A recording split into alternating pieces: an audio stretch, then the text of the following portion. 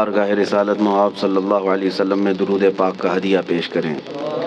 اللہم صلی علی سیدنا و مولانا محمد معدن الجود والکرم وآلہ واصحابہ الکرام وابنہ الکریم وبارک وسلم صلاة دائمة سرمدا ابدا۔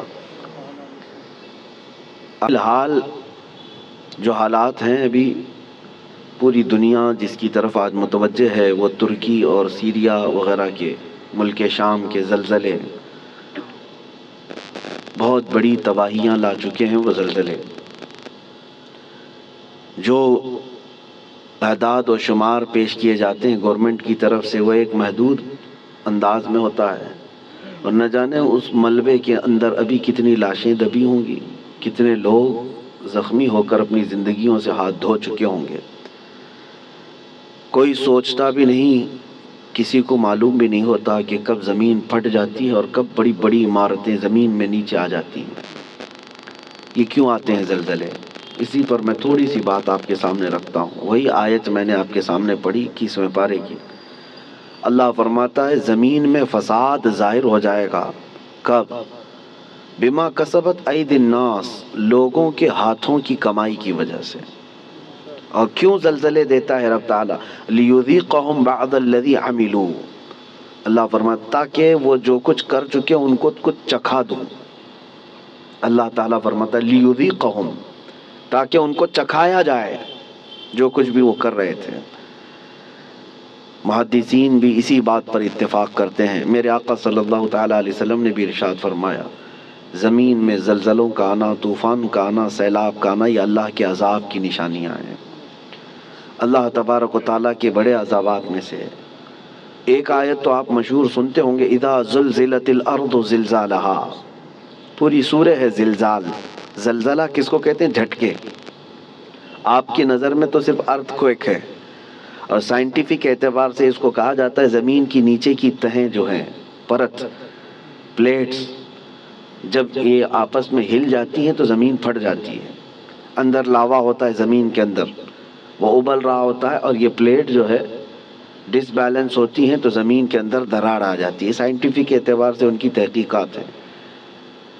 ہزار سائنس جو ہے ترقی کر چکا ہو، لیکن یہ بھوکمپ، ارتھ کوئک، ان سب کے آنے سے پہلے وہ کبھی خبر نہیں دے پاتے۔ ہو جانے کے بعد وہ بتاتے ہیں کہ کتنے مقدار کا زلزلہ تھا، کتنا تیز جھٹکا تھا، اس کو ناپ کر کے تو بتا دیا جاتا ہے، لیکن جو ہلاکتیں ہیں اس کو بچا نہیں پاتے، نہ ہی سونامی کو نہ ہی زلزلوں کو۔ قرآن میں جس زلزلے کا ذکر ہے اذا زلزلت الارض زلزالہا، یہ آیت سن کر کے ہمارے امام اعظم ابو حنیفہ رحمۃ اللہ علیہ مغرب کی نماز سے لے کر کے جو روتے رہے تو رات گزر چکی تھی، پوری رات ان کی داڑھی سے آنسوؤں کے قطرے ٹپکتے تھے، مصلی بھیگ جاتا تھا اس ایک آیت کو سننے کے بعد کہ اللہ کیا فرماتا ہے اس میں، جب زمین ہلا دی جائے گی، اذا زلزلت الارض زلزالہا واخرجت الارض اثقالہا، اور زمین اپنے اندر بوجھل چیزوں کو باہر نکال دے گی، سب نکل جائے گا۔ لیکن اس آیت میں جو زلزلے کا ذکر ہے وہ سب سے لاسٹ، فائنل اور بڑا زلزلہ ہے جو قیامت کے قریب ہوگا۔ اس وقت پوری دنیا کی زمین ہلا دی جائے گی، وہ ایک علاقے کی نہیں ہے، ایک ملک کی یا ایک خطے کی نہیں۔ اس سے پہلے مفسرین فرماتے ہیں کہ قیامت آنے سے پہلے بہت زلزلے آئیں گے۔ اب حدیث رسول میں آپ کو سناتا ہوں، امام بخاری رضی اللہ تعالیٰ عنہ نے اس حدیث کو اپنی بخاری شریف میں نقل فرمایا۔ اللہ کے حبیب صلی اللہ تعالیٰ علیہ وسلم نے ارشاد فرمایا جب امانتیں ضائع ہونے لگ جائیں، زنا عام ہو جائے اور گانے بازی کی کثرت ہونے لگ جائے، حضور پاک صلی اللہ علیہ وسلم فرماتے ہیں زمین میں زلزلوں کی کثرت ہوگی، ہر جگہ زلزلے آنے شروع ہو جائیں گے اور قیامت قریب ہوگی، ایک زمانہ دوسرے زمانے سے نہایت قریب ہو جائے گا۔ اور حدیث پاک بخاری شریف کی حدیث ہے، میرے آقا فرماتے ہیں مال کی فراوانی اتنی ہوگی، مال اتنا ہوگا جیسے لگتا ہوگا کہ ہر جگہ سے ابل رہا ہے مال، ہر ایک کے پاس مال آئے گا، مال آئے گا، غریب کوئی نہیں رہتے۔ آج کے حالات میں بھی دیکھیں آپ، غربت و افلاس بہت کم ہو چکی ہے۔ آج کے زمانے کا غریب وہ ہے جو پچھلے زمانے کا امیر تھا۔ آج کا جو غریب ہے اس کو غریب کس کو کہتے ہیں؟ بھائی اس کے پاس کار نہیں ہے، اس کے پاس بائک نہیں ہے، غریب ہے، اس کو آج غریب سمجھا جاتا ہے۔ کھاتا پیتا ہے، پہنتا ہے، گھر بھی ہے، سب ہے۔ غربت اس طرح کی نہیں رہے گی، مال کی فراوانی ہوگی، یہاں تک کہ حضور پاک صلی اللہ علیہ وسلم فرماتے ہیں دریائے فرات سے سونے کا پہاڑ ظاہر ہوگا، اگر تم زندہ رہے تو اس میں سے ایک پائی بھی لینے کی کوشش مت کرنا، حضور نے فرمایا، اس لیے کہ اس کے حصول کے لیے لوگ ایسے لڑیں گے کہ 100 لوگ اگر اس مال کو، سونے کو لینے جائیں گے، 99 قتل ہو جائیں گے، ایک بچے گا، مر جائیں گے سب۔ اور اسی حدیث پاک میں جو میں نے کہا زلزلے والی، اسی میں اللہ کے حبیب صلی اللہ علیہ وسلم نے فرمایا حرج بڑھ جائے گا، حرج بڑھ جائے گا۔ تو صحابہ نے پوچھا کہ حرج کیا ہے میرے آقا؟ حضور پاک صلی اللہ علیہ وسلم فرماتے ہیں ایک دوسرے کا قتل کثرت سے ہوگا۔ تو اس زمانے میں ہم آ چکے میرے عزیزو، زمینیں جب ہلا دی جاتی ہیں پڑوس کی، خوف سے ہمارا دل ہل جانا چاہیے۔ حضرت عمر ابن عبدالعزیز رضی اللہ تعالیٰ عنہ 5ویں خلیفہ راشد ہیں، ان کے زمانے میں کسی ملک میں زلزلہ آیا، زمین ہل گئی، تو وہاں کے جو گورنر تھے، وہاں کے جو ذمہ دار تھے، حاکم تھے، ان کے نام پر حضرت عمر ابن عبدالعزیز نے فوراً خط جاری کیا کہ جیسے ہی زلزلہ آیا، حالانکہ وہ زمانہ عمر ابن عبدالعزیز کا تھا، عدل و انصاف کا زمانہ، ان کے زمانے میں جس جگہ پر زلزلہ آیا تھا اس جگہ انہوں نے اتنا ٹائٹ کر دیا، کورونا میں جیسے کوارنٹائن وغیرہ کے معاملات تھے، ایسے حضرت عمر ابن عبدالعزیز نے سارے لوگوں کو ٹائٹ کر دیا، کہا اس پورے خطے کے لوگ کثرت سے استغفار کریں، سب استغفار میں مشغول ہو جائیں، کوئی ایک بندہ بھی نہ رہے۔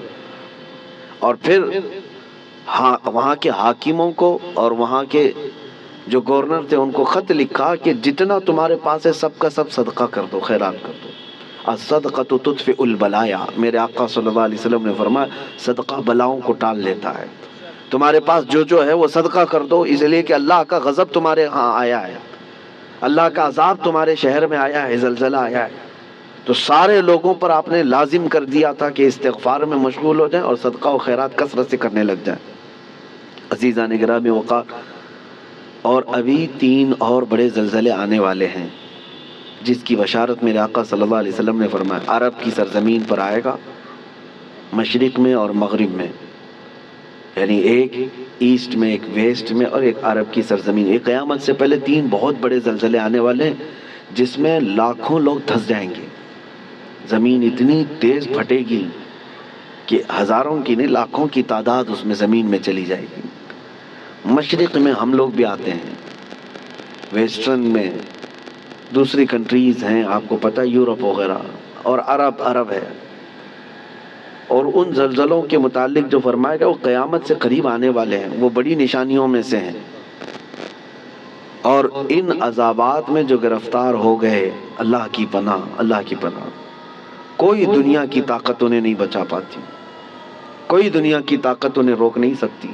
اسی لیے آج میں یہ میسج دینا چاہ رہا تھا کہ کثرت سے استغفار میں لگ جائیں، جتنا زیادہ ہو سکے، صرف اپنے لیے نہیں، اپنے بھائیوں کے لیے۔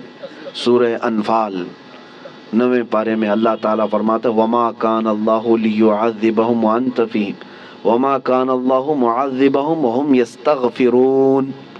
آیت ہے، اللہ فرماتا ہے اللہ اس قوم کو عذاب نہیں دے گا اس لیے کہ اے محبوب آپ ان کے بیچ میں ہیں۔ ایک ذریعہ یہ ہے۔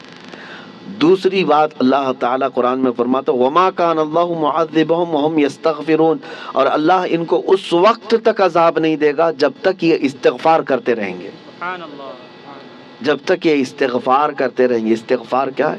استغفر اللہ ربی من کل ذنب واتوب الیہ، استغفر اللہ ربی من کل ذنب واتوب الیہ، استغفر اللہ ربی من کل ذنب واتوب الیہ۔ میرے عزیزو، کثرت سے استغفار کرو۔ اور اسی کو میں نے بہت پہلے کورونا کی جب ابتدائی حالات تھے اس وقت میں نے ایک اپنے چھوٹے سے میسج میں بیان میں نشر کیا تھا کہ اللہ کے حبیب صلی اللہ تعالیٰ علیہ وسلم نے ارشاد فرمایا کہ یہ عذاب الہی کی نشانیاں ہیں، استغفار کرو، اور جب تک استغفار کرتے رہو گے اللہ اس عذاب میں مبتلا نہیں کرے گا۔ آج کہیں کسی پڑوس کے گھر پر آگ لگی ہو تو اس کی چنگاریاں تمہارے گھر کو بھی جلا سکتی ہیں، یہ مت سمجھنا کہ ترکی ہل گیا، ملک شام ہل گیا، یہ تو ہم بہت دور بیٹھے ہیں، زمین تو سب کی جڑی ہوئی ہے، زمین ایک ہی ہے، اور ان زلزلوں کے ساتھ اللہ تعالیٰ پوری دنیا کو یہ عبرت دینا چاہتا ہے۔ اسی لیے توبہ و استغفار کے ذریعے سے اپنے اعمال کی طرف توجہ دیں، اور وہ جو ہزاروں لوگ دھنس گئے ہیں زمینوں کے اندر، ان کے لیے مغفرت کی دعا کریں، اور جو آج قسم پرسی کے عالم میں وہاں پر ہیں، بڑی بڑی عمارتیں جو ڈھہ گئیں، بہت سارے لوگ بے گھر ہو چکے، ان کے مال مویشی سب ہلاک ہو چکے، ان کے لیے اپنے دل میں رقت پیدا کریں، وہ تمہارے بھائی ہیں، امت مصطفیٰ ہیں۔ نبی پاک صلی اللہ تعالیٰ علیہ وسلم نے یہی ارشاد فرمایا، مومن وہی ہے کہ جو دوسرے مومن کی تکلیف پر تڑپ جائے۔ مثل المؤمن کمثل جسد اذا اشتكى عضو تداعى له سائر الجسد بالسهر والحمى۔ ایک مومن کی مثال میرے آقا فرماتے ہیں سارے جسم کی طرح ہے، ایک عضو کو بھی تکلیف ہوگی تو پورے جسم میں بخار آ جائے گا۔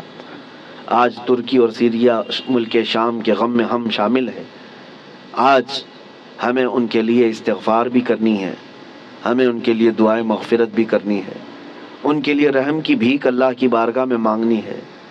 میرے عزیزو، تنہائی میں اللہ تعالیٰ کی بارگاہ میں روتے گڑ گڑاتے مانگے، یقین جانو کہ آج اپنے بھائیوں کے لیے دعا کرو گے تو کل تمہیں کوئی مصیبت آئے تو ساری دنیا تمہارے لیے بھی دعا کرے گی، اور اللہ تعالیٰ دوسرے مومنین کے دلوں میں تمہارے لیے رقت پیدا کرے گا، تمہارے لیے رحم پیدا کرے گا۔ ان غریبوں کے لیے، ان قسم پرسی کے عالم میں موجود لوگوں کے لیے دعا کریں۔ میں آج کی اس محفل میں بس اتنا ہی کہنا چاہتا تھا، اور آیت کریمہ پھر ریپیٹ کرتا ہوں۔ اللہ فرماتا ہے ظہر الفساد فی البر والبحر، فساد ظاہر ہو گیا خشکیوں میں اور سمندروں میں، بما کسبت ایدی الناس، وجہ کیا ہے؟ اس لیے کہ لوگوں کے ہاتھوں کی کمائی ہے، ان کے اپنے برے اعمال ہیں، ان کے گناہ ہیں، ان کے شامت اعمال ہے۔ لیذیقہم بعض الذی عملوا، اور اللہ فرماتا ہے یہ کیوں ان کے اوپر عذابات آئے؟ تاکہ ان کو چکھایا جائے جو کچھ یہ کرتے تھے، اور ان کو چکھانے کے بعد مقصد کیا ہے؟ اللہ فرماتا ہے لعلہم یرجعون، تاکہ وہ دوبارہ لوٹ آئیں، تاکہ وہ اپنی پرانی حالتوں سے توبہ کر کے اچھی حالتوں کی طرف باز آ جائیں۔ اللہ کریم ہم سب کو کہنے سننے سے زیادہ عمل کی توفیق عطا فرمائے۔ اے رب کریم تیرے عذابات سے ہماری حفاظت فرما، ہم تیری آزمائشوں کے قابل نہیں مولا، تیرے امتحان میں اتارے جانے کے قابل نہیں۔ اے رحمان اے رحیم ہم سب کو آئے ہوئے عذابات سے محفوظ فرما دے۔ اے کریم خدا، تیرے رسول نے جو دعا کیا تھا تیرے دربار میں وہی دعا کرتا ہوں۔ اللہم انی اسألک من خیر ما سألک منہ نبیک سیدنا محمد صلی اللہ علیہ وسلم، اللہم انی اعوذ بک من شر ما استعاذک منہ نبیک سیدنا محمد صلی اللہ علیہ وسلم، اللہم ان اردت بعبادک فتنة فاقبضنا غیر مفتونین، فاقبضنا غیر مفتونین، فاقبضنا غیر مفتونین۔ اے اللہ اگر تو نے اپنے بندوں کے آزمائش کا ارادہ کر لیا ہے تو مولا ہمیں بغیر آزمائش کے اس دنیا سے اٹھا لے، ہمیں بغیر فتنوں میں مبتلا کیے تو اپنی بارگاہ میں بلا لے۔ اے اللہ ایمان کی سلامتی اور عزت کی سلامتی کے ساتھ دنیا سے ہمیں رخصتی عطا فرما۔ وصلی اللہ تعالی علی خیر خلق محمد وآلہ واصحابہ اجمعین برحمتک یا ارحم الراحمین۔